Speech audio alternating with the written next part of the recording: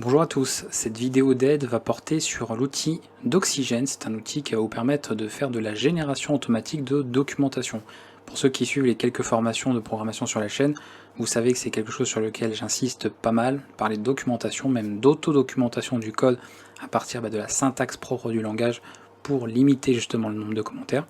Et là je vais vous présenter un outil assez général qui va vous permettre à partir de certains mots-clés, certaines commandes que vous allez intégrer dans votre code source, de pouvoir utiliser un outil qui va générer une documentation automatique, et nous on va voir notamment pour générer ça au format HTML. Donc c'est ensuite une documentation que vous pouvez consulter sur un navigateur web, et pour ceux par exemple qui auraient un outil à proposer et distribuer en ligne, vous pouvez ensuite héberger cette documentation en ligne et fournir la documentation à vos utilisateurs. Donc c'est vachement pratique.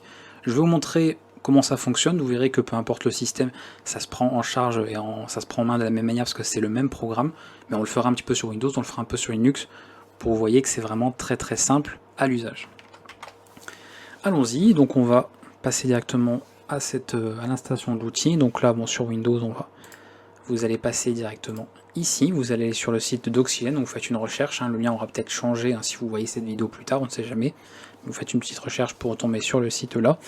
Comme vous pouvez le voir, c'est un outil qui prend en charge beaucoup de langages, C, Objective-C, C#, PHP, il y a même C++ qui n'est pas dans la liste mais il en fait partie, Java, Python, etc. Alors il y a des outils qui sont propres ou spécifiques, on va dire, qui ont été développés pour certains langages particuliers. Moi je vous fais une vidéo, parce que je fais une vidéo d'aide la plus générale possible sur un outil qui l'est également. Il y aura peut-être, ça dépend aussi du moment où vous voyez cette vidéo, entre-temps eu d'autres guides sur des outils plus spécifiques. Mais d'Oxygène est, on va dire, un des plus globaux qu'il y a pour faire une génération de documentation automatique sur plein de langages. Après Python, on a l'équipe qui a développé Sphinx, qui permet de faire la documentation de Python, comme la documentation officielle. Pour Java, on a Javadoc, PHP, on a PHPdoc.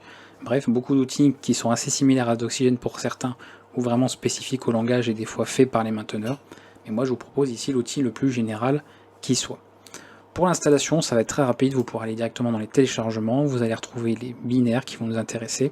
Donc vous avez ici la version pour... alors Linux, on fera l'installation depuis les dépôts de préférence, mais si ce n'est pas possible, vous avez l'archive ici. Sinon pour Windows, vous avez l'installateur ici. Vous pouvez aussi passer par une version zip qui est non installable, mais ce que vous qui voyez, mais ça là ira très bien. Et vous avez également le fichier exécutable pour macOS, donc tout y est, il n'y a pas de problème. Une fois que c'est téléchargé, vous installez ça sur Windows, donc là c'est classique, l'installation classique on connaît bien, il n'y a pas de problème. Et vous arriverez ensuite sur l'installation de l'outil d'Oxygène, ça c'est l'outil en lui-même, et surtout ce qui va être intéressant c'est l'outil d'OxyWizard qui est tout simplement le programme avec interface graphique qui va nous permettre de faire tout ce que l'on peut faire, c'est-à-dire celui-ci. Alors d'Oxygène, c'est un outil qui peut s'utiliser principalement en ligne de commande. Ça peut être intéressant si vous voulez vous en servir au sein d'un programme, dans un script, et faire de la génération de votre documentation à l'aide d'un programme en tâche de fond que vous avez programmé, configuré, etc. C'est tout à fait faisable. Ici, pour la vidéo, on va se servir de l'outil par interface graphique, mais comprenez que vous pourriez tout à fait passer par la console pour gérer ça directement en console et passer par la ligne de commande. Donc on va retrouver la même interface, peu importe le système, donc vous ne serez pas perdu à ce niveau-là. C'est en anglais, il n'y a pas de traduction en français, mais je vais vous expliquer évidemment tous les points, en tout cas essentiels, pour que vous puissiez faire de cette génération de documentation. Comment ça va fonctionner? Bien, ça va fonctionner par rapport à votre code source au niveau de certaines règles de syntaxe qu'il va falloir inclure. C'est-à-dire si vous essayez de générer une documentation à partir de ça, le programme n'est pas magique, il ne va pas deviner en fait où sont les méthodes, où sont les classes. Il va pouvoir éventuellement faire de l'extraction automatique et certains identificateurs propres au langage qu'il doit en fait analyser, mais il y a pas mal de choses qu'il ne pourra pas inventer. Il ne pourra pas en fait écrire des commentaires à votre place non plus. Donc ça, vous allez devoir l'ajouter et on va utiliser pour cela une syntaxe, c'est-à-dire le système de commentaires du langage dans lequel vous êtes, mais avec des commandes spéciales comme on va le voir. Alors principalement on utilisera, alors évidemment le système de commentaires du langage en question, donc là on est sur du C#, c'est comme pour C++, comme pour le C, comme pour Java, comme pour JavaScript, et on va pouvoir utiliser les fameux commentaires multilignes de cette façon, sauf qu'ici, pour ça devienne un commentaire, un bloc en fait pour d'Oxygène, vous allez par exemple ici doubler l'astérisque au début. À partir de là, vous pouvez donc avoir votre commentaire. Alors ça pourrait être sur une seule ligne aussi, si je fais ça comme ça marcherait très bien aussi. Mais nous, on va pour la présentation faire ça sur plusieurs lignes. Voilà. Et ici, on va utiliser un certain nombre de commandes spéciales qui seront identifiées par la syntaxe comme LaTeX, qui est celle avec l'anti-slash, si ça vous parle. Si ça vous parle pas, ce n'est pas bien grave. Et sinon, la syntaxe arrobase. Moi, j'utiliserai l'arrobase pour la vidéo, mais bien sûr, vous pourrez utiliser la syntaxe que vous voulez. À la suite de ça, on utilisera un certain nombre de commandes qui réaliseront un certain nombre d'opérations et qui seront utiles lorsque l'outil d'Oxygène va analyser et extraire les données et va générer la documentation, comme on va le voir très rapidement. Loin de moi l'idée bien sûr de vous énumérer toutes les balises qui pourraient exister, parce qu'il y en a plusieurs, et puis ça évolue en fonction des langages. Par exemple, on ne peut pas générer de la documentation pour un langage comme Rust, visiblement pas pour Go non plus, me semble, mais c'est des langages qui seront bien sûr pris en charge par la suite. Ça évolue quand même plutôt bien et ça prend en charge pas mal de langages aussi. Donc il y a toujours possibilité de voir quel outil s'améliorer encore, ou voir sinon d'utiliser un système de génération automatique spécifique au langage sur lequel vous programmez. On va voir des commandes principales, je vais vous montrer des commandes qui me semblent essentielles, vraiment à connaître au minimum. Et après, bien sûr, je vous renverrai, c'est-à-dire toutes les commandes montrées en vidéo au minimum. Il y en a peut-être que je n'aborderai pas d'ailleurs ici. Vous pourrez les retrouver dans la description de la vidéo. Vous avez un lien vers le GitHub comme d'habitude. Et je vous ai fait une petite présentation complète avec les commandes les plus usuelles, on va dire. Et avec un petit descriptif et un exemple d'utilisation. Comme ça, vous saurez vous en servir, vous pourrez apprendre à vous familiariser avec l'outil. Et ce sera très simple derrière. Alors là, on va passer sur un premier commentaire qui va nous servir en fait pour, par exemple, le fichier précisément. Donc ça, c'est un commentaire assez simple, mais juste pour en fait signaler qu'il y a un fichier en question que l'on veut permettre en fait de faire passer à l'extraction. Donc je vais faire ça. Ici, je vais utiliser la commande spéciale file. Je vais répéter ici le nom du fichier simplement. Et là, je peux très bien mettre un petit commentaire, parce que je suis dans mon bloc de commentaires ici pour d'Oxygène. D'accord, il se terminera évidemment ici, mais il se commence là. Donc il va pouvoir analyser cette commande, il verra qu'à file, il y a ça, et tout ce qu'on va écrire derrière, le paragraphe, le texte, etc., sera pris en compte dans la description du fichier. Donc là, ça va être, je vais mettre un truc très simple, fichier principal du programme. Voilà, il n'y a pas grand chose, donc c'est histoire d'avoir un petit exemple de quelque chose à afficher sur la documentation qui sera générée. On peut également avoir d'autres commandes pratiques en plus de file, par exemple un auteur, on va pouvoir mettre une version également du fichier. Si par exemple vous avez fait une nouvelle version décrite de votre algorithme ou de votre code, on peut tout à fait le faire. Alors si j'ai un auteur, je vais utiliser la commande author, et ici je vais pouvoir indiquer voilà, un nom. Oh, je vais arriver. Et s'il y a d'autres auteurs, je peux en indiquer plusieurs, d'accord voilà, donc Chuck Norris a bossé avec moi visiblement, j'étais pas au courant. Et pourquoi pas une date. Et pourquoi pas, je vous disais un numéro de version. Et là pareil, ce n'est pas formaté dans quelque chose en particulier, ça vous verrez que ça va être vraiment de l'affichage. Donc la date, vous pouvez mettre qu'une année, vous pouvez mettre une date complète, une date en français, une date en anglais, une date format genre SQL, comme vous voulez. Et là je vais vous montrer, je vais faire ça. 1.0, je vais mettre alpha et vous verrez que ça fonctionnera sans problème. On va déjà se contenter de ça pour voir un peu ce que ça nous donne. Déjà juste au moins ce minimum là. On va passer par l'outil DoxyWizard. Donc là, vous voyez, il s'appelle d'Oxygène GIF Fontaine, mais c'est cet outil-là. Vous aurez dans vos programmes installés. Et on va paramétrer tout ça. Donc on va faire vraiment au plus simple. Ici, c'est le répertoire de travail, là où est lancé d'Oxygène. Donc normalement, si vous faites Select, il doit vous mettre par défaut dans le répertoire des binaires d'Oxygène qui sont installés là. Vous sélectionnez et c'est bon. Et on a tout qui est pris en compte. Ça, c'est le nom du projet. Donc moi, je vais appeler ça... comme ça, le numéro de version, donc là c'est pas la numérotation du fichier, c'est le projet en lui-même. Donc allons-y, nous sommes très ambitieux, donc c'est déjà un 1.0. Vous pouvez éventuellement mettre un logo, mais nous, ça ne nous intéresse pas ici. Là c'est le répertoire source pour ce que nous avons. Donc pareil, je vais faire ça, mon répertoire source. Où est-ce que va alors? Important de cocher cette case si vous voulez qu'il scanne également les sous-dossiers de votre répertoire. Donc si vous avez des sous-dossiers dans votre projet, il faudra le cocher, donc n'oubliez pas surtout. Et après ça c'est le répertoire de destination où sera générée la documentation. Donc je vais faire la même chose, et voilà. Il y aura comme ça un répertoire qui sera fait ici, éventuellement pour changer son nom si on veut. Donc là on a plusieurs modes, on a l'onglet ici avec le mode on va dire simplifié, on a un mode expert si on va rajouter des options supplémentaires qui sont plus détaillées, on fera un petit tour parce qu'il y a des choses à paramétrer ici, et ça c'est pour vraiment la génération de la documentation. Donc là pour moi on va se contenter du mode simple, il y a tout ce qu'il faut. Ici seront extraites toutes les données que vous avez commentées vous-même, voilà, tout ce qui a été documenté à la d'Oxygène sera pris en compte, et ici c'est si on veut en fait qu'il analyse ça par exemple, il va détecter des classes, espaces de noms, des méthodes, etc. Et il arrivera à alimenter la documentation générée avec ce genre d'informations. Donc nous on va se contenter de ce qu'il y a par défaut. Ici, vous n'aurez pas forcément tout le langage en fonction, même s'ils sont pris en charge. Mon C# est indiqué là, comme pour Java. Et voilà. Donc j'ai un peu vite parce que c'est très simple à comprendre, il suffit de lire, il n'y a pas de problème.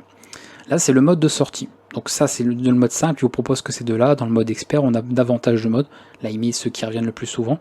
Nous ce qui nous intéressait c'est de faire ça au format HTML. sans menu de navigation parce qu'on l'aura déjà en haut, donc ça ira très bien, mais vous pourrez tester les deux. Vous pouvez donc avoir un menu de recherche, pratique, et on peut éventuellement, et comme ça permet que vous voyez un petit peu un aperçu d'à quoi ça ressemblera à la fin. Voilà, donc on aura une documentation sous cette forme, tout simplement. Et là après, si vous voulez changer la couleur, alors on est en C#, donc C# on est dans des tons assez Microsoft, on est dans des tons bleus, donc on va mettre dans des tons bleus, j'aurais pu garder ce qu'il y avait par défaut. Voilà, un bleu un peu plus... Ouais, c'est un peu vieillot là, mais tant pis, voilà. Hop, on peut changer la couleur. La tag, j'en veux pas, ça nous intéresse pas et j'en rentrerai pas en détail pour la vidéo. C'est si on veut exporter ça dans un autre format, mais je n'ai pas en plus au moment où j'ai enregistré cette vidéo, je n'avais pas fait de cours encore sur la tag, donc je vais pas insister là-dessus pour le moment. Et ici, on peut éventuellement choisir d'autres formats, mais là, ça nous intéresse pas non plus. Les diagrammes, c'est si vous voulez avoir des diagrammes de relations entre des classes, etc. Mais c'est pas le sujet de cette vidéo pour Doxygen en tout cas. Donc moi, je choisis de ne pas les générer, mais si vous voulez en générer, vous pouvez vous amuser aussi. Ok, on va passer au mode expert pour voir s'il n'y a pas d'autre chose à rajouter. Donc là, normalement, si je ne m'abuse, ça va être la traduction qui va être intéressante. Vous voyez que vous pouvez choisir plusieurs langues, hein, donc ça, on testera différentes langues pour vous voyez un petit peu. On va mettre français. Voilà, et je pense qu'ici, on n'aura pas grand-chose à mettre de plus. Alors n'hésitez pas, je ne vais pas vous montrer toutes les options, il y a des choses qui vont être utiles, comme là par exemple on peut avoir une bannière Javadoc, voilà, si vous voulez par exemple avoir quelque chose qui ressemble à la Javadoc, vous pouvez avoir ça. Donc à vous d'adapter si vous voulez avoir certaines options en particulier. Mais ici moi j'aurais besoin de rien. Pour build, on peut éventuellement rajouter d'autres éléments à intégrer à l'extraction, par exemple les paquets, les éléments virtuels, les éléments statiques, tout ce qui est privé, etc. Ou même de dire d'extraire tout. Voilà, donc on peut cacher certaines choses. Donc là vous pouvez pareil paramétrer précisément ce que vous voulez. Donc à vous de voir, si vous voulez avoir une to-do list, ça vous allez voir ce que c'est, on l'utilisera tout à l'heure, c'est une commande spéciale. Voilà, on peut montrer les espaces de nom, montrer les fichiers, etc. D'ailleurs ça à la rigueur, on peut souvent généralement quand on fait une doc en ligne, les gens les enlèvent. Sinon vous allez voir en fait d'où ça a été généré sur le PC en local qui a fait la doc. Et vous n'avez pas forcément envie que les gens, ça indique de quel fichier c'était. Message, ça ne nous intéresse pas. L'entrée, on verra par la suite pour la page d'accueil, voilà, on verra plus tard. Et HTML, on peut vérifier, donc là, vous pouvez changer la sortie, donc notamment le fichier. Moi, je vais appeler ça le répertoire doc. Ça, la documentation, elle sera dans un dossier doc. Et je crois que c'est la seule chose qu'on va changer ici. Voilà, on va laisser les couleurs par défaut, hein, je ne vais pas m'amuser à changer les liens, tout ça. Ce sera très bien. Ok, passons à la génération de tout ça. Et vous allez voir que c'est très pratique ensuite derrière. Je fais Run Doxygen. Normalement, le bouton ne doit pas être grisé, sinon c'est qu'il y a un problème dans votre configuration. Donc ce sera à vous de vérifier. Et normalement, on fait ça. Et ça va être bon. Voilà, ça va très vite, bien sûr, parce qu'il n'y a qu'un seul fichier. Vous allez dans votre projet. Je constate qu'il n'y est pas, puisque je n'ai pas dû mettre ça où il faut. Où est-ce que je l'ai créé? Ah oui, je suis pas du tout dans C# là. Attendez, je suis pas au bon endroit. Ah, vous voyez, il l'a fait là. Voilà, je voulais la faire là-dedans. Je sais pas pourquoi, je pensais que je m'étais pas gouré, mais pas grave, on va régénérer ici. Ok, et voici la documentation générée. Et là où c'est très intéressant comme outil, justement, et que c'est général parce que ça prend en charge beaucoup de langage de programmation, c'est que vous êtes dans votre navigateur, vous allez dedans, vous avez votre fichier index.html qui, si c'est mis en ligne, bien sûr, pour un serveur, tout ça, c'est le premier fichier qui sera chargé dans ce dossier, et vous arriverez sur la page d'accueil de votre documentation. Et là, c'est là tout l'intérêt de ce genre d'outil qui génère tout automatiquement. Vous avez comme ça une page principale qui pour le moment est vide, on verra pourquoi et on verra comment ajouter des éléments si vous voulez. On fera ça avec du Markdown d'ailleurs, c'est bien pratique. Et après on a différents éléments ici. Donc là il nous indique qu'il a trouvé un paquet, mainspace, donc une classe là-dedans. Vous voyez, il y a un N pour namespace, un C pour classe. On peut trouver une liste de classes, donc ça si on en a plusieurs par la suite, un index des classes si on en a plusieurs aussi, et une liste de fichiers, en fonction de ce qu'on a. Vous voyez par exemple là vous avez l'arborescence de mon système. Si à la rigueur on veut pas ça, dans les options ça peut aussi s'enlever pour juste présenter en fait ce qui concerne les dossiers du projet, parce que ça n'a rien à voir avec les dossiers du projet. C'est depuis la racine de mon disque. Voilà, on va cliquer sur App parce que c'est ça qui est intéressant. Et voici quelques petites informations. Pour le peu de choses que j'ai mis, voilà ce qu'on a. On n'a pas d'informations précises sur App, d'accord, puisque j'ai pas mis de commentaire Doxygen là-dedans. Par contre, on retrouve bien la description du fichier en question, les différents auteurs, donc bisous à Chuck Norris, la date, vous voyez, et la version. Pour ça que je vous dis, vous pouvez mettre, il n'y a pas de format particulier à suivre, vous mettez ce que vous voulez, c'est un formatage visuel pour l'utilisateur qui va lire votre documentation, donc c'est pour lui donner toutes les informations que vous voulez à ce niveau-là. Donc très très pratique comme outil. Et là on peut commencer à s'amuser un petit peu, compléter, parce que vous allez pouvoir très rapidement régénérer la documentation à chaque fois, en rajoutant des commentaires. Maintenant, admettons que je veuille, et on va voir une des commandes les plus standards, celle pour ajouter une description courte. On a souvent besoin de mettre des descriptions courtes, notamment pour une méthode, pour n'importe quoi. Donc ici pour la méthode, genre hello world, et ben je vais faire une description courte. Donc ça, c'est mon format ici. Et on va utiliser la commande brief, ou son synonyme short, comme vous voulez, brief. Et là, je vais mettre dis bonjour. Très utile que vous remarquerez comme commentaire, mais ça ne fait pas le café à défaut, mais ça fait quand même le reste. Et là, très vite, je fais juste run d'oxygène, hop, et vous avez juste actualisé la page, et vous allez avoir différents éléments qui vont être ajoutés. Alors des fois, il faudra que je revienne quand même. Hop. Est-ce que j'ai l'élément? Oui, il fallait que je clique dessus, voilà. La documentation a été générée, donc voilà. Et là, vous voyez, dit bonjour, on l'a ici. Donc on peut retrouver différents éléments.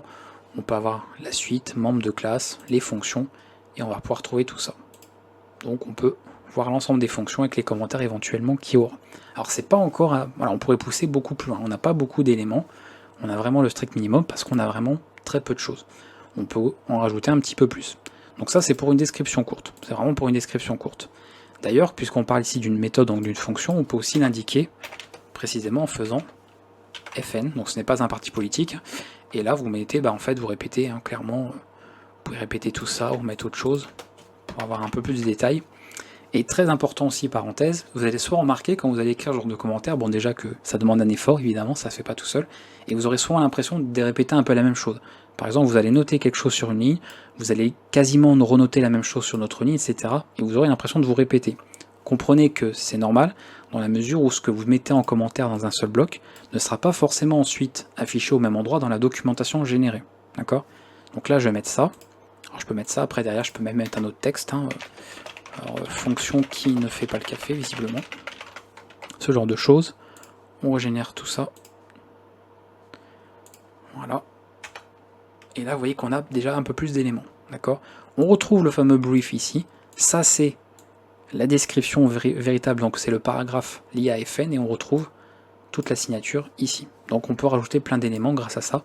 On a fait savoir, en fait, à l'outil d'Oxygène qui avait une fonction qui avait, en fait, tous ces éléments-là, cette signature-là. Donc on a les informations qu'on peut répéter, donc on répète l'info, mais ça permet de retrouver ça dans d'autres outils, notamment dans d'autres parties.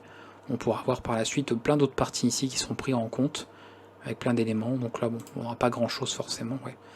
On vous dit juste on a hello world, donc on a cette fonction, cette méthode qui est dans cet endroit, et vous voyez c'est la seule présente. Pourtant j'en ai d'autres, mais comme je ne les ai pas documentées, et que j'ai pas demandé d'extraire toutes les informations, et ils se contentent en fait du minimum. D'ailleurs je vais pour vous agrandir un peu. Voilà, que ce soit un peu plus visible.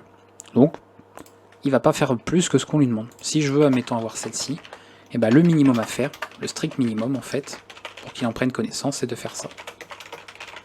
Et éventuellement répéter, ça peut être pas mal aussi, ça pour avoir toute la signature, hop. Donc là vous faites un copier-coller, terminé, on va régénérer la documentation. Et voilà, elle apparaît ici cette fois-ci. Bonjour, on a toutes les infos. Goodbye, hello world, et on va voir les informations qu'on veut. Par contre, je ne peux pas cliquer dessus, puisque je n'ai pas mis en fait de détails supplémentaires. Donc on a juste ce qu'il faut. Je pense que je peux quand même trouver...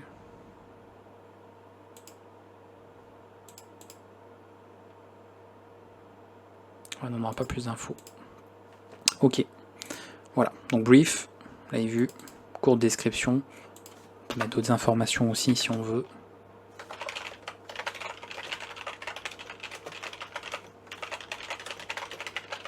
Hop. Donc je vais aller assez vite là parce que bon, c'est juste pour montrer un peu.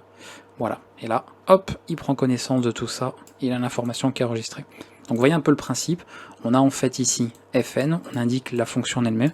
Et ensuite, à partir d'en dessous, vous pouvez écrire tout ce que vous voulez. Même limite pas mettre ça en soi pour la fonction, c'est pas forcément obligatoire. Et déjà juste avec ça, mine de rien, on a pas mal d'informations. Voilà. On a l'information qu'on veut. Et il y a déjà pas mal d'éléments, en tout cas pour avoir une documentation. On peut cliquer ici, main non, puisqu'on n'a rien documenté. Donc il n'y a pas de différence ici. Donc ça c'est plusieurs possibilités parmi tant d'autres. Pour le fichier, on en a aussi d'autres, je vais en indiquer quelques-uns qui vont servir, surtout si vous faites dans l'open source ou autre, parce qu'évidemment c'est pour au niveau des sources, vous voulez simplement fournir une documentation et indiquer tout ça. Vous avez des éléments, alors vous pouvez rajouter par exemple un copyright, Bah ici, voilà, vous pouvez mettre des informations aussi. Puis là, vous mettez hop, ce que vous voulez. Vous avez aussi pour la licence. Alors j'ai un doute par contre pour la licence, mais normalement vous avez genre moyen de faire ça. Et après pareil, si vous avez un gros paragraphe de licence, bah, il peut être mis à la suite. Ici je vais mettre voilà, je ne connais pas. C'est histoire d'avoir du texte quand même. Ça, on va tous les fichiers. Voilà, et comme ça, ouais, donc j'ai le copyright, la version, je dois avoir j'ai dû me gourer, c'était peut-être pas de ce nom-là. Je suis même pas sûr que ce soit une commande qui fonctionne là-dessus, sur cet outil-là. Mais en tout cas, bon, ah bah si elle est là, mais c'est, oui, il l'a pris en paraphe, il l'a pas considéré comme licence. Ah, c'est pas ce que je voulais ouvrir, pas tout de suite en tout cas. Attendez, hop. Donc c'est pas licence. Je l'ai pas mal. Je sais peut-être parce que je l'ai mal écrit entre l'anglais et le français. Non, bon, écoutez, c'est pas grave. Si au pire, bah, quelqu'un en commentaire retrouve la commande. J'aurais fait une erreur, je vais pas aller revérifier là. Après, il y a la doc, hein, on peut toujours voir dedans, mais là, on s'en passera. Ok, donc on a comme ça quelques informations pour le fichier précisément, ou éventuellement des parties, si on avait genre un bout de code seulement qui a un copyright précis, ça pourrait bien sûr être appliqué, hein, c'est pas forcément sur un fichier. Là, si je mets une date pour cette méthode, je peux tout à fait le faire. Voilà, comprenez que ça peut être utilisé vraiment de plusieurs manières différentes. On a comme ça plusieurs commandes spéciales pour le faire. On peut aussi avoir, pour l'espace de nom, puisqu'on en a ici, on va le faire aussi, tant qu'à faire. On va pas faire comme ça, plutôt faire ça. Prendre connaissance directement de cet espace de nom. Ça peut être important si on veut en fait répertorier les espaces de nom. En faisant namespace, vous remettez le même nom. Voilà, ça c'est le strict minimum. Et après on peut indiquer une petite description. Donc je vais mettre espace de nom principal.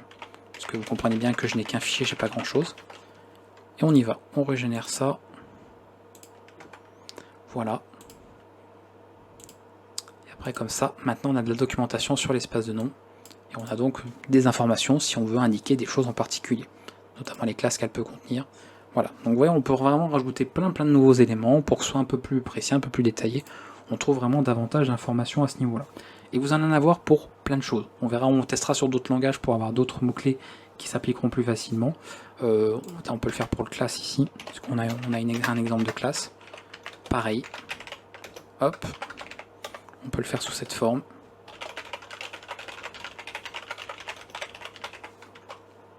Je vous remonte rapidement. Voilà. La description détaillée, puisque nous sommes sur app, donc la classe en question. Donc liste des classes. Voilà, on va retrouver l'information sans problème. Donc on peut tout avoir comme ça, il y a plein d'informations. App.cs et on retrouve également les informations qu'on a mis au début, donc le fichier en question. Donc, il s'agit vraiment du fichier app.cs, pour ça que le lien a mené sur ça, les informations du fichier. Voilà, donc plein d'idées comme ça, on en verra d'autres, on verra quelques petites autres commandes, mais vous voyez un petit peu le principe. En tout cas pour les commandes principales. On va, je pense, passer sur Linux pour la suite, parce que de toute façon, on va faire la même chose sur Linux, mais ça va permettre de montrer comment l'installer sur Linux pour ceux qui seraient perdus. On verra ça, mais vous voyez un peu comment ça marche. Alors, je regarde si j'ai pas éventuellement quelque chose que j'aurais pu. Ouais, il n'y a pas vraiment beaucoup de choses là. Non, ça sera déjà pas mal. On a mis pas mal de commentaires, on va garder ça pour autre chose. Ok. Donc, encore une fois, même si vous n'êtes pas sur Linux, que vous êtes sur Windows ou macOS, ce que je vais voir est important, parce qu'on va avoir d'autres commandes. On change juste de système, mais on continue d'aborder des commandes d'Oxygène. Donc cette fois-ci, nous pouvons passer là. C'est tout bon. Ici, on va l'installer. Donc ça, vous pouvez l'installer depuis vos dépôts. Hein. Sur macOS, vous pourrez l'installer avec Bro, je crois, mais c'est la même chose. Vous allez avoir à vous d'adapter, ce que je ne pourrais pas vous aider encore une fois sur macOS précisément. Faire ça. Et vous faites en fait l'installation d'Oxygène. Ça, c'est l'outil principal en ligne de commande. Et son interface graphique. Donc ce n'est pas DoxyWizard le nom, c'est... Voilà, Guy. Moi, je crois que je l'avais déjà installé, donc normalement c'était bon. C'est comme c'est la distribution dont je me sers pour les vidéos. Je dois sûrement déjà avoir tout de près. J'ai installé plein d'outils en amont, donc je crois que ça va être ok. Je vais refaire la commande, c'est pas grave.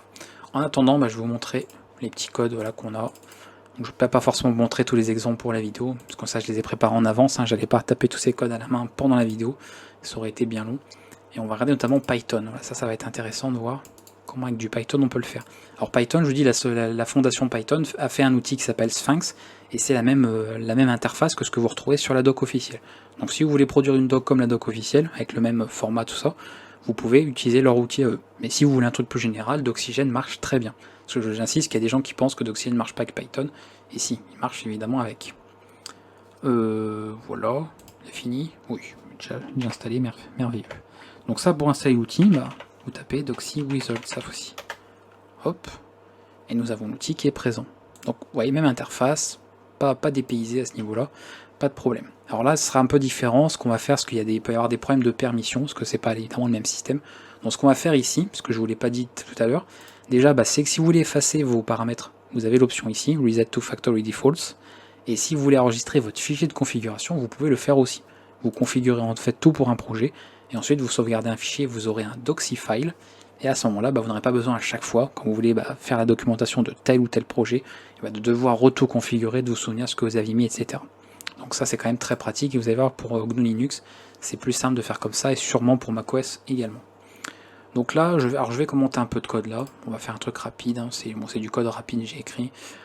Qu'est-ce qui pourrait changer? Alors, le formatage évidemment, on va pas commenter pareil, parce que notamment ici, on va pas mettre les commentaires en C++, mais vous allez simplement doubler le premier croisillon, et après, voilà, vous pouvez écrire un commentaire comme ça marche très bien.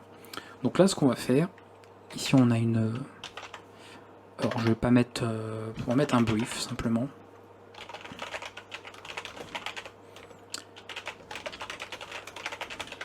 Alors, évidemment, comprenez que les commentaires que je mets ne sont pas très pertinents, mais c'est pour la vidéo, pour illustrer. On n'est pas là pour faire un vrai cas avec un vrai programme. Donc on a ça. Et on va utiliser un autre mot, cette fois-ci une autre commande qui est return, puisqu'on a une fonction, une méthode qui retourne quelque chose. Vous pouvez d'ailleurs utiliser result aussi. Et là on peut indiquer ce que ça retourne. Donc ça retourne en fait une chaîne. Et là on peut être précis, on peut vraiment détailler ce qu'il y a. Bon moi je mets un, etc. Enfin comme ça, voilà, pour pas écrire trop de choses. Mais vous voyez le principe à ce niveau-là. Je vais m'enlever le... désactiver. Hop. Voilà. Donc return, je pense que c'est tout.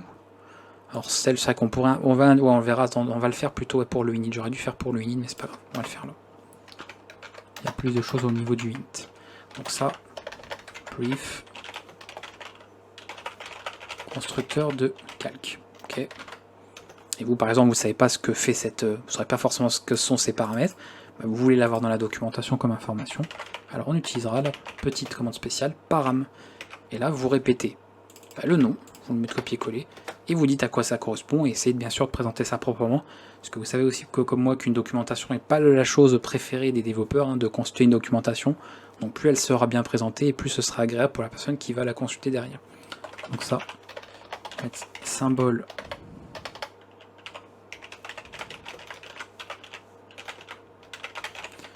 le symbole de la méthode de calcul.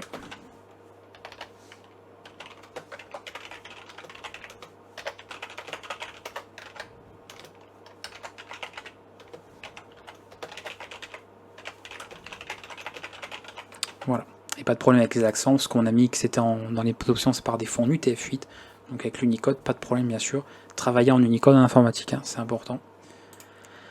Ok, on a tout ça, là ce que je peux remettre d'autre. Alors, oui, admettons si j'ai besoin de faire une description plus détaillée, bon là, il n'y a rien de compliqué dans cette méthode qui initialise notre objet, mais si j'avais besoin de quelque chose de plus long que ce qu'on met dans un brief, on peut utiliser une autre commande qui est details. Et là vous pouvez vous écrire un roman, écrire un pavé avec plein de choses, même après à partir de là, et vous pouvez écrire, voilà, vous pouvez raconter vraiment ou faire une autobiographie, c'est merveilleux. Là je vais mettre c'est merveilleux.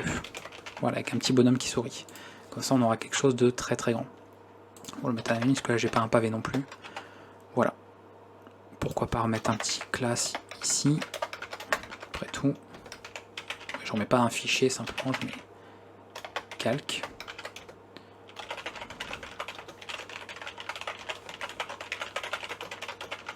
Donc vous voyez, vous savez pas ce que j'avais écrit comme code, et avec ces descriptions, ces deux petits commentaires, vous serez capable, en le voyant dans une doc, de savoir ce que représente cette classe. Voilà. Ok. On va tester ça, on va générer la documentation à partir de ce programme. Pour app, je ne vais rien faire. Bon, on pourrait faire une... non, pas besoin. On va laisser ça comme ça. On va ici, on va configurer le Python Projo, c'est magnifique, 0.0 point, alors attendez, point 1, build, ouais c'est ça, bêta 3, build 455, rêve 6, voilà, faut être précis, ça fait technique, ça fait pro, et après, on y va.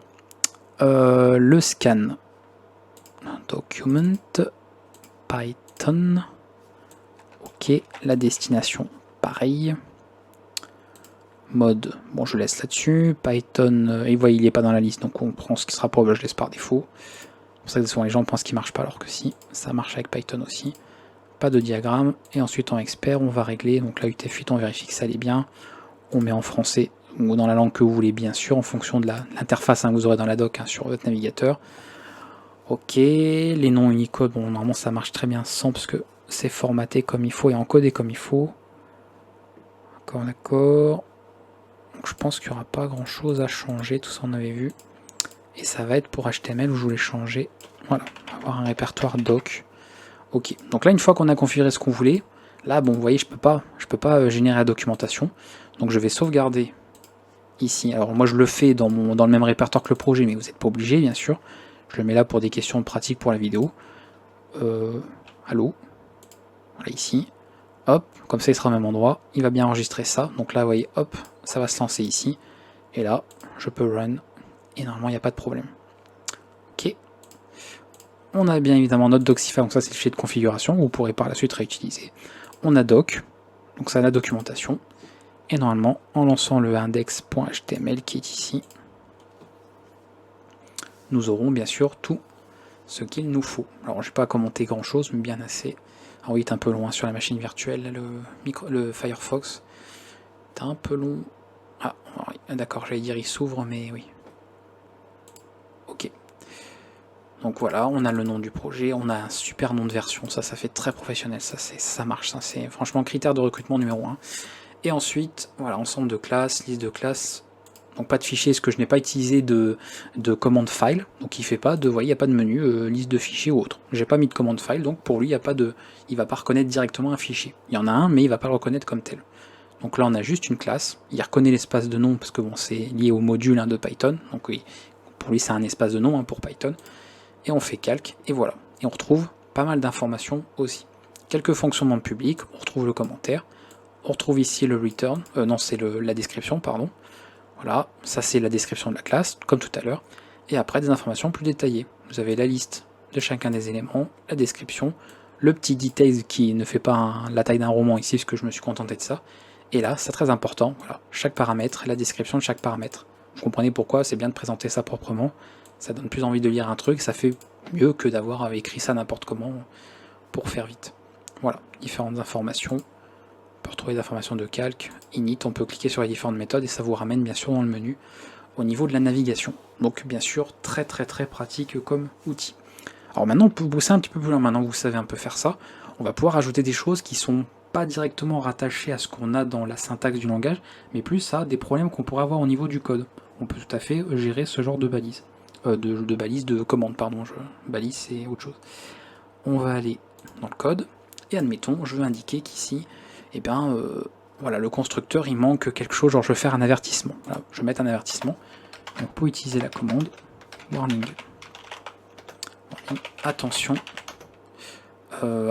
attention, ça ne fait pas le café. Voilà, décidément, ça, le café, ça va rester. Voilà. Si vous voulez indiquer un bug, pareil, vous pouvez le faire. On va le mettre genre là. Voilà, et puis vous indiquez problème formatage incomplet. Alors attention, c'est pour signaler un bug, hein, donc ça dépend de ce que vous considérez comme étant un bug. Et voilà, on a ça. On peut avoir quelque chose pour un élément qui serait genre déprécié. Par exemple, si là on considère que la classe ici il ne faut plus l'utiliser, on a fait une nouvelle classe parce que ça elle était vraiment moche, nulle, pas bien, bouffe, faut pas manger.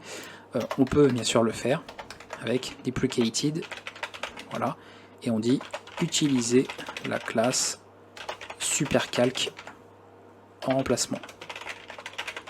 Et pareil, il ne s'agit pas d'arguments politiques, on ne sommes juste en programmation. Faire attention, ça en 2021 de nos jours, tout peut être assimilé à n'importe quoi. Ok, on a ça, on a pas mal d'éléments. Je pense qu'on va pas en rajouter d'autres. De toute façon, par rapport au code j'ai mis Python, il y a des choses que je pourrais pas vous montrer. C'est pour ça que j'ai fait d'autres codes au cas où. On sait, on fera peut-être du Java. On verra peut-être pas PHP, parce qu'il n'y aura pas... Ah si, il y a les interfaces, on verra, bon, on fera peut-être les 3 quand même. Voilà. Hop. Donc c'est une vidéo un peu longue, mais en même temps, je voulais pas passer en surface sur la chose. Comme il n'y aura qu'une vidéo sur Doxygen, ce sera la seule de la chaîne. Évidemment, je ne vais pas vous faire une formation dessus. Voilà, et là, on a des pages associées, donc ça on verra. Et regardez, donc sur ça on reviendra dessus, sur l'élément de page, mais vous voyez automatiquement, comme on a nos options qui sont configurées de la sorte, par défaut, et il va vous lister les éléments obsolètes et les bugs, donc ça c'est vachement pratique. Si vous voulez savoir par exemple qu'est-ce qui pose problème, vous avez tout dans les pages et vous pouvez retrouver un résumé de l'ensemble de ce qu'il y a. Et vous pouvez vous dire, ça fait référence à quoi? À la classe calque, hop, je clique dessus, et je vais retrouver l'élément obsolète ici. Voilà, donc très pratique. Le fameux avertissement qu'on a ajouté est ici. On voit même formatage mais mis d'une autre couleur. Et le bug ici, là, formatage incomplet. On peut revenir à la liste de bugs ici. Donc ça, quand vous en avez plusieurs, évidemment ça va être très pratique. Si là, on va sur les pages associées, voilà, évidemment si on enlève le bug, qu'on a corrigé le problème, donc on va le faire disparaître. Voilà, comment on corrige un bug en informatique? Hop, il n'y a plus de bug. Terminé. Astuce à ne pas reproduire chez vous, c'est dangereux. On régénère la doc. Et hop, plus de bug, c'est magique. Par contre, le chef de projet vous a vu faire du coin de l'œil, donc il va vous faire corriger ça. Et là, avec une balise, une commande to do. Et l'avantage d'avoir des commandes to do, ça va vous générer une liste de choses à faire, donc une fameuse to do list, comme le disent nos amis anglophones. On relance ça. Et voilà, liste et des choses à faire. Tac, tac, tac et tac. Éthique. Et là, on revient ici, et vous avez, je cherche où il est caché, il est là. Voilà, à faire, faut corriger ça, ça aide absolument pas, donc ne faites pas ça non plus sur un vrai projet s'il vous plaît, mais en tout cas on peut retrouver comme ça la liste de choses à faire, pratique aussi. Donc ça permet de dresser une liste de choses à revoir sur le code, pratique si on partage par exemple cette documentation en interne entre les gens qui bossent sur un même projet, donc ça peut vraiment servir aussi. Là, on n'avait pas grand chose de plus dans le init str. Pour Python, on en restera là, ce sera très bien. Ok, passons à autre chose. Maintenant, on va... je vais directement fermer tout ça, pour être sûr en fait qu'il n'y ait pas de problème, parce que comme je vais changer de projet, tout ça, je vais éviter le moins de problèmes, parce qu'en vidéo, ça peut vite arriver. Donc on va juste faire ça, revenir ici. Ok, ok. On va aller cette fois-ci sur le C, changer un peu. On fait tout le monde, La vidéo sera un peu plus longue, mais au moins tout le monde sera content. Il y aura pas mal de langage pour présenter. Ok. Voilà. Je vais pour être sûr enlever les paramètres, hop, pour mettre tout par défaut. Yes. Donc là, projet, je vais laisser le nom là, je ne vais pas embêter, maintenant vous avez compris le principe. Ici, on va choisir le programme en C. Destination, moi ce que je vais, au final je m'étais rendu compte que j'avais pas mis le bon, on est d'accord, c'est le même. Bon, je mets un scan récursif pour être sûr, mais il n'y a pas besoin, je sais que j'ai pas de sous-dossier. Et voilà, on est en C, donc on va avoir, voilà, comme PHP, output, pas de la tech. Donc bien sûr, vous, si vous gardez vos fichiers, vous n'aurez pas besoin de refaire toute la configuration, ça va de soi. Moi je le fais pour être sûr que la vidéo, je mélange pas les configurations et qu'il y ait des problèmes. Ici, attendez, écoutez, on va mettre ça en ampère, ça va être compliqué pour certains. Mettre en coréen si vous voulez, mais ça va être compliqué. Ok, ok, ok. Ensuite, on enregistre. Hop, on enregistre dans... Je vais mettre dans le même répertoire que le projet aussi. Voilà. Et normalement, si je suis pas allé trop vite non plus, ça devrait être ok. Hop, HTML, il est ici. Et nous y allons. Voilà, My Project, c'est merveilleux. Structure de données, plein de choses. Donc je vous ai même pas montré le code qu'il y avait. Vous voyez juste par défaut, avec ça. Voilà, il détecte bon, structure de données. Ok, on voit que pas grand chose à dire. Donc on constate que c'est pas vraiment documenté. Et liste de fichiers, pareil, il nous montre qu'il n'y a qu'un seul fichier visible. On peut même pas avoir d'infos dessus. Bon, on n'a vraiment pas grand chose. Donc on va compléter un peu ça quand même. On va se rajouter quelques éléments importants. On va aller notamment ici, puisqu'on va surtout documenter le fichier d'en-tête. Et là, par exemple, j'ai une petite macro, et on va pouvoir la commenter si nécessaire. Donc la syntaxe C++, pareil. Et on fait une def. Là, vous reprenez le nom, voilà, tel quel. Et ensuite, à la ligne, vous mettez ce que ça représente. Donc, par exemple, largeur de l'écran. Pour la structure, même principe, mais avec le mot-clé bien sûr, qui va bien. Donc, struct. Vous avez le pareil pour les énumérations. Hein. Si vous voulez faire une énumération, bah, vous mettez enum. Si vous avez une union, bah, vous mettez union. Voilà, il y a les termes pour chaque. Donc on fait ça, il y a même les concepts en C++. Enfin, voilà, c'est pour ça que je dis ça évolue. Hein. On n'est pas sur des trucs très vieux non plus. On peut travailler sur des langages quand même avec des fonctionnalités plus récentes déjà. Et là, bah pareil, même nom. Hop. Et là, je peux dire par exemple un point dans un plan à 2 dimensions. Et pourquoi pas la même chose pour la ligne. Allons-y, on va rajouter un peu plus. Hein.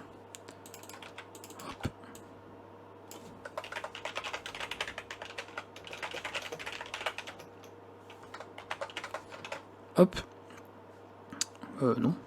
Je t'ai rien demandé en fait. Voilà. Hop. Ok. Ah, on va compléter aussi, voici les paramètres que j'avais fait, oui, pour les éventuellement pour des valeurs. On n'a pas, par contre, ouais, j'avais pas fait de quelque chose qui retournerait un booléen. Parce que par exemple, si vous indiquez une valeur retournée, alors c'est pas applicable à cette fonction, ça n'a pas de sens. Mais admettons que vous aviez commenté avec un return, parce que j'ai pas d'exemple, je me rends compte, j'ai pas forcément fait d'exemple. Et je viens de me souvenir qu'il y avait cette commande qui est quand même intéressante aussi. Donc vous avez voilà, votre description, ou avec fn, etc. Vous mettez vos descriptions. Voilà. Ensuite, bah, vous dites les paramètres. Hein. Donc là, bah, message. Hein. Donc en fait, je vais mettre un vrai. Attendez, on va faire ça propre. On va faire ça bien. Hein. C'est parce qu'on fait une vidéo qu'on va faire ça n'importe comment. Hop. Et ensuite, si elle retournait quelque chose, hein, admettons que c'est qu'elle retournait un booléen. De toute façon, je ne vais pas compiler le code, donc on s'en fiche qu'il soit plus bon. Hop. Donc vous faites, voilà. On pourrait indiquer ça. Et après, éventuellement, si vous voulez ici pas préciser quoi, bah, vous pouvez le détailler valeur par valeur avec retval. Et là, vous faites ça. Même mieux. Enfin, ouais, non, on peut faire en français. On peut indiquer le terme, voilà, ici. Si le message c'est bien affiché. Voilà. Non, justement, le principe, c'est d'avoir ça. Voilà, c'est tout l'intérêt de retval. Et là, on peut même s'amuser à détailler l'erreur si on a un truc, bien sûr, particulier à faire. Donc plein de possibilités comme ça, comme là, on aurait pu faire un return.2d, préciser quoi.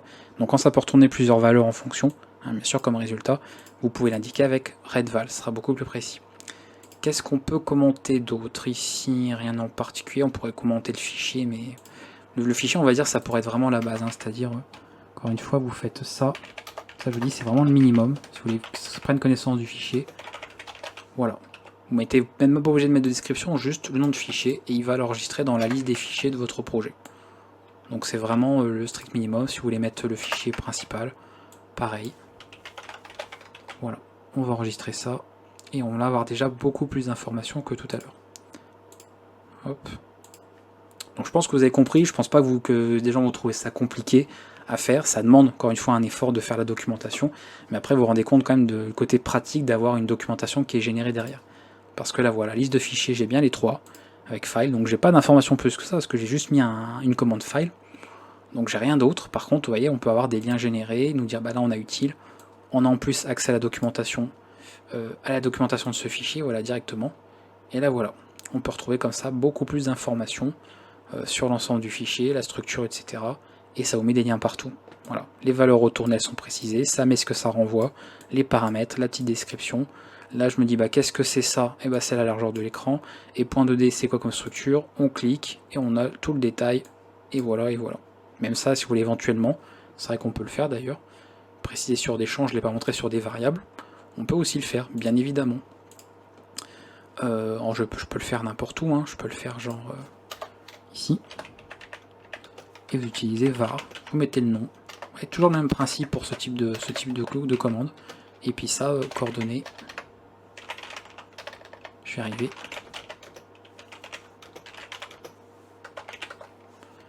Voilà.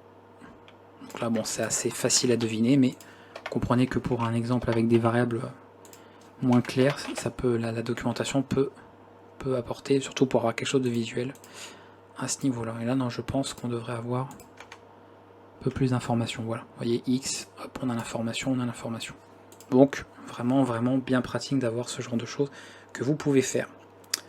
Ok, alors on a fait le tour. Qu'est-ce que j'ai pas vu? On n'a pas vu. Je vous ai pas montré les interfaces, les paquets. Bon, ça, je vous montrais avec Java. L'interface, je crois que j'avais fait ça dans l'exemple PHP, il me semble.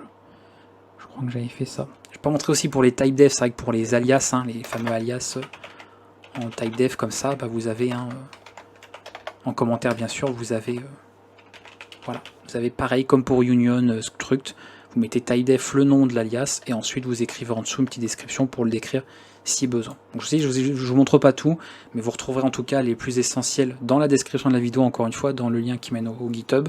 Et après, bah, vous avez toujours la documentation bien sûr de l'outil, qui est bon certes en anglais, mais vous avez bien sûr après, vous trouverez sans doute l'ensemble des commandes. Ok, on va terminer avec PHP et Java. On va enlever tout ça. Hop, ça je vais le garder l'autre côté.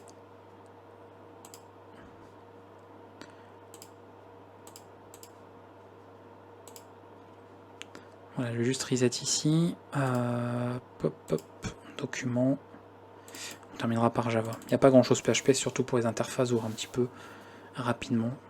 Je ne vais pas forcément le réexécuter. Voilà, je ne vais pas régénérer le fichier, parce qu'on va pas tout voir, ça va faire pas mal d'éléments. Mais en gros, je vous montre, voilà, simplement pour, pareil, détailler une interface. Bah voilà, vous faites la même chose encore une fois.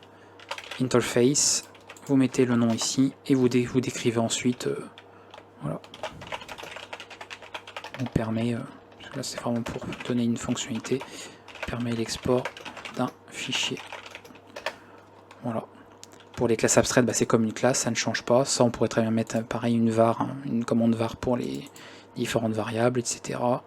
Qu'est-ce qu'il y a qu'on n'aurait pas forcément vu qui puisse être intéressant? Oui, pour les extensions, on peut aussi préciser les implémentations. C'est quand même des cas bien spécifiques, donc je ne les montrerai pas. Et après, ce sera pas mal. Voilà, donc c'était juste pour ça PHP, comme ça on va gagner un peu de temps à ce niveau-là. Et pour Java, et comme ça bah, je terminerai ce que je vous montrerai comment, je vous avais dit, personnaliser la page d'accueil, parce que là vous avez remarqué que la page d'accueil est vide. On va aller sur Java, enfin on va aller sur personne, mais on va ouvrir les fichiers. Hop. Ici, voilà. Comme ça, même chose. Ici, bah, je peux commenter pareil. Voilà, le paquet, par exemple, si on ne sait pas à quoi correspond ce pactage, ce paquet, et ben on peut précisément l'indiquer aussi. Donc même chose, toujours pareil, test, et puis ensuite, voilà. Les classes, bon, vous connaissez, ça pareil, si je vais faire var pour dire à quoi ça correspond, vous savez, on l'a montré tout à l'heure, ça aussi on a montré, ça il n'y a rien de nouveau, return on l'a déjà vu, donc il n'y a pas grand chose de plus en fait. Hein. Au final, le package, on a vu tout ça, donc méthode je vous l'ai montré, details on en a parlé, on a une valeur de retour, on l'a montré. Il n'y a pas grand chose de particulier. Par contre, il n'y a pas des... Oui, c'est vrai que ça peut être intéressant.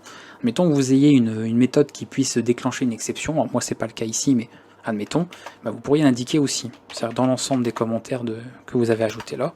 Bah, si vous avez une méthode qui peut déclencher une exception, vous pouvez l'indiquer. Vous faites ceci. Vous mettez le nom de l'exception. D'accord. Donc, bon, je mets un nom au pif. Voilà.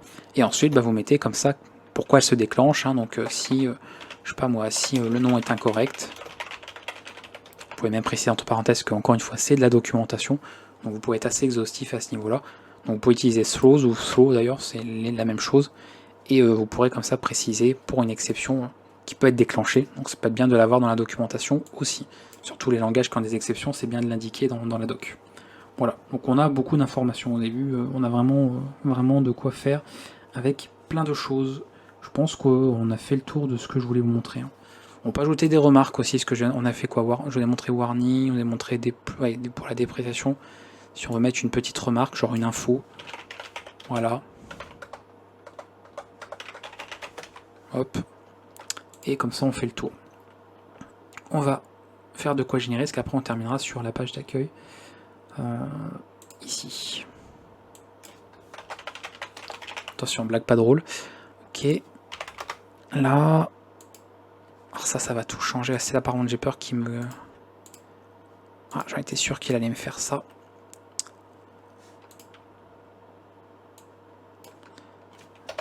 Après peut-être que si je l'enlève de là, voilà. Parce que moi je veux qu'il me prenne de la racine. Ah non, il veut pas.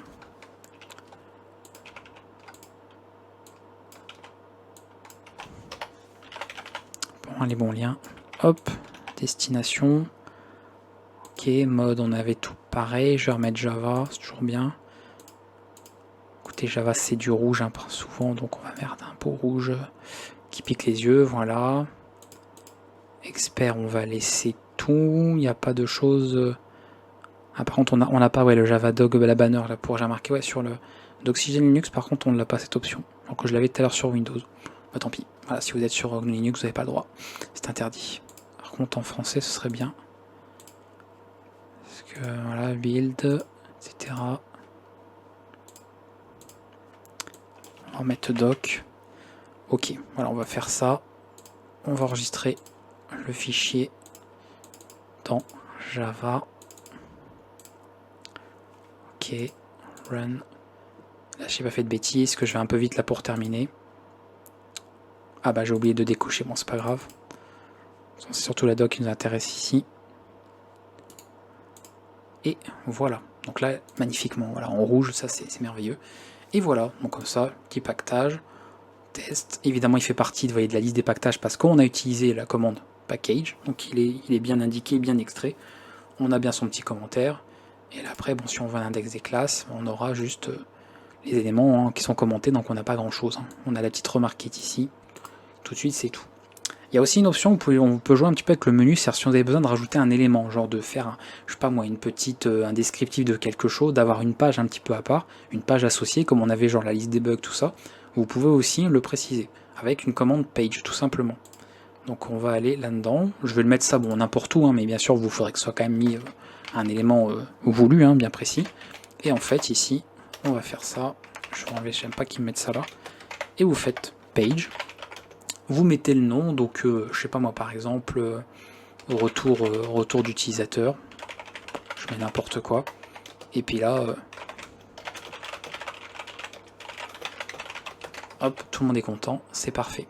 Et vous allez voir ce que ça produit, parce que c'est surtout visuel pour que ça vous parle. Je régénère ça, regardez, hop, j'obtiens une page associée, je vais ici, et voilà, et je vois que j'ai oublié quelque chose. Ah oui, il faut pas, pardon, oui, est-ce que c'est un nom de page? Ça c'est ma faute. Retour, évidemment c'est un nom donc il faut respecter certaines conventions. Voilà, et là, retour, hop, voilà. Et comme ça vous avez une page, et on a vraiment le lien en HTML, vous avez tout ce qu'il faut, donc c'est parfait. Ok, et maintenant, pour terminer, on va terminer comme ça cette petite vidéo, on est presque à 1 heure de vidéo, donc vous aurez ça vous fera un bon manuel sur d'Oxygène, vous aurez largement de quoi faire avec tout ça, pour personnaliser cette page principale, parce que là depuis le début on n'avait rien du tout, c'est pas top, c'est pas génial. Comment on peut personnaliser ça? Et bien vous pouvez soit passer par le système qu'on a fait tout à l'heure pour les pages, c'est-à-dire dire ici je fais une main page, et là si je fais une régénération de tout ça, il est où? Il est là. Parfois il faut chercher, comme c'est sur le côté, là. Quand vous avez un double écran c'est compliqué. Voilà, donc là ça se retrouve ici. Et je trouve que c'est pas spécialement pratique. Alors après c'est un choix, c'est un petit conseil. Vous pouvez le faire à part et en plus vous pourrez directement utiliser une syntaxe Markdown avec la coloration syntaxique. Donc après bon si vous savez pas faire de Markdown, il faudra apprendre, c'est pas grave. Et on fait ici. Donc moi je vais créer un fichier, nouveau document.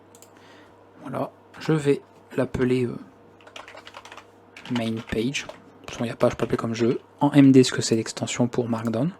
Et l'avantage c'est que là je profite de la coloration syntaxique de mon éditeur, et vous pouvez utiliser tout ce qui est Markdown. Alors évidemment, si vous ne connaissez pas ce que je vais écrire là, vous ne le comprendrez pas, enfin, en tout cas, vous ne comprendrez pas la syntaxe utilisée. Après, le texte, oui. Mais voilà, on peut s'amuser à faire pas mal de choses. Notamment une liste. On peut faire une citation, on peut mettre du code, on peut faire des tableaux. Alors, je ne sais pas d'ailleurs si le format de tableau, il marche comme ça. Est-ce qu'on peut utiliser des tableaux comme ça?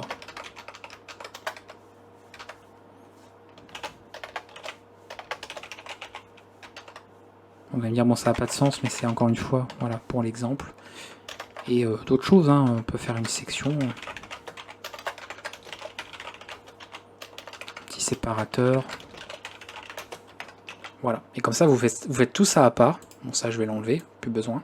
Puis ça évitera qu'il y ait des conflits. Et on va indiquer dans les options que ça doit être ce fichier-là pour, là, justement, la page principale de la documentation. Donc on va dans la config. On va aller dans expert, ça doit être dans input, les entrées sûrement. On va descendre, use voilà, MD file as main page, et là par rapport à l'endroit où vous trouvez, donc là moi c'est la racine du projet, ben, j'indique le chemin complet. Hop, on run madame ou monsieur, voilà, on actualise, et on retrouve exactement tout ce qu'on a noté. Donc pratique, comme ça vous pouvez faire une belle présentation, mettre des liens, des images, voilà, c'est compatible Markdown, donc vous pouvez utiliser tout ce qui est propre à Markdown, en tout cas dans les conventions, tout ça. On a tous les éléments. Et nous allons terminer avec ce que je vous ai montré dans cette vidéo, donc ce petit guide. On va pouvoir s'arrêter là. Voilà, donc si vous avez tous les éléments qui vous fallait, qui vous satisfont, vous avez le nécessaire. N'hésitez pas dans la description de la vidéo de voir d'autres balises que j'en aurais peut-être oublié, j'aurais peut-être pas tout repensé de tête, donc vous pourrez retrouver ça. Et bien sûr, là, toujours pareil, la documentation officielle d'Oxygène qui permet de faire la documentation. Vous trouverez comme ça plein d'autres commandes. On peut faire pour Markdown, on peut faire une présentation beaucoup plus poussée. On a des choses, comme je disais, pour les concepts en C++.